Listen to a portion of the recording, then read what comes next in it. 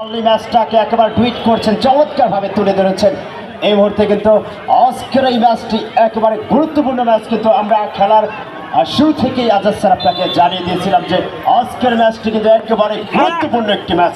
আজকে যারা জয়লাভ করবেন তাদের জন্য একেবারে কিন্তু একটা দারুণ সুযোগ, ফাইনালে যাওয়ার একটা দারুণ সুযোগ কিন্তু থাকবে। আজাদ স্যার আসলে শিপন সেটি মাথায় রেখেই কিন্তু চমৎকার খেলছে। বিশেষ করে শেষ সময় আমরা খেলোয়াড়দের কাছে ভালো আচরণ আশা করব। আমরা সরাসরি লাইভ খেলা দেখছি, আমরা প্রত্যেক খেলোয়াড়ের আচরণ আমরা সিসি ক্যামেরা মুক্ত করছি। প্লিজ খেলার মধ্যে থাকবেন, ফেয়ার প্লে নিশ্চিত করবেন, রেফারিকে সহায়তা করবেন। এটি একটি সেই ম্যাচ যেখানে আমরা সকলে মিলে উপভোগ করব। আবারও শুভ কাকে দেবেন মধ্যমাঠ থেকে, আবারও মেরাজ মেরাজ মেরাজ থেকে ফরেন, কিন্তু না, তার আগে ক্লিয়ার করলেন এই আক্রমণভাগের খেলোয়াড়। সময় যত গড়াচ্ছে পেন্ডুলামের মতো ভাগ্য যেন একেবারে ঝুঁকে পড়েছে জালকাঠি সদর উপজেলা। যখন দিয়েছিল ফেরি আর স্যার যখন আসছিলেন গাড়ি, তিনি শুধু বলেছিলেন আমি যাবো তাড়াতাড়ি, আমি দেখতে চাই গোলের বন্যা। এমন করে চমৎকার করে একটা একটা গোল যখন করছেন তখন নিশ্চয়ই তিনি খুশি এবং অভিভূত। আবার মধ্যমাঠে শোভন, শোভন অন্যতম রিক্রুট, চমৎকার খেলে থাকেন এই শোভন, আমাদের লোকাল হিরো। দেখা যাক আজকে যদিও জাতীয় মানের খেলোয়াড়দের সাথে তার একাধিক খেলোয়াড় না থাকার কারণে তাকে বারবার থেমে যেতে হয়েছে, আক্রমণে যাওয়ার চেষ্টা করছে জালকাঠি সদর উপজেলা। লেফট উইং থেকে চমৎকার করে বাড়িয়েছেন, দেখা যাক অসাধারণ ক্ষিপ্রতা রয়েছে তার, ক্রস হতে পারে, ক্রস হতে পারে, এখন তার বল রয়েছে, কাড়াকাড়ি চলছে।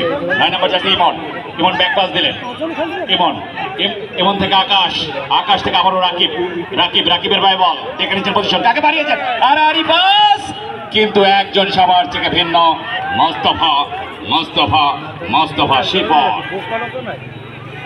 একেবারে কিন্তু আপনি দেখবেন ফ্রন্টি বক্সে লম্বা একটা কিন্তু টাচ আমরা দেখেছিলাম। ফার্স্ট টাচটা ভালো হয়েছিল, কিন্তু গতির কারণে, বলের গতি অত্যন্ত বেশি থাকার কারণে কিন্তু বলকে পেলেন না।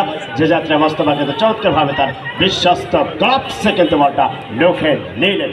এই মুহূর্তে শোভন, একেবারে আপনি আজাদ স্যার দেখবেন শোভন একজন ভালো মানের ফুটবলার, কিন্তু আজকের বিশেষ করে কেন জানি মনে হয় জ্বলে উঠতে পারেনি। তারপর চমৎকার খেলেছেন আজকের মাঠে।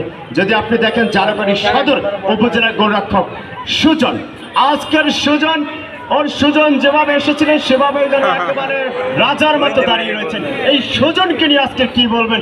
আজকের গোল পোস্টে শট ছিল মাত্র 3টি।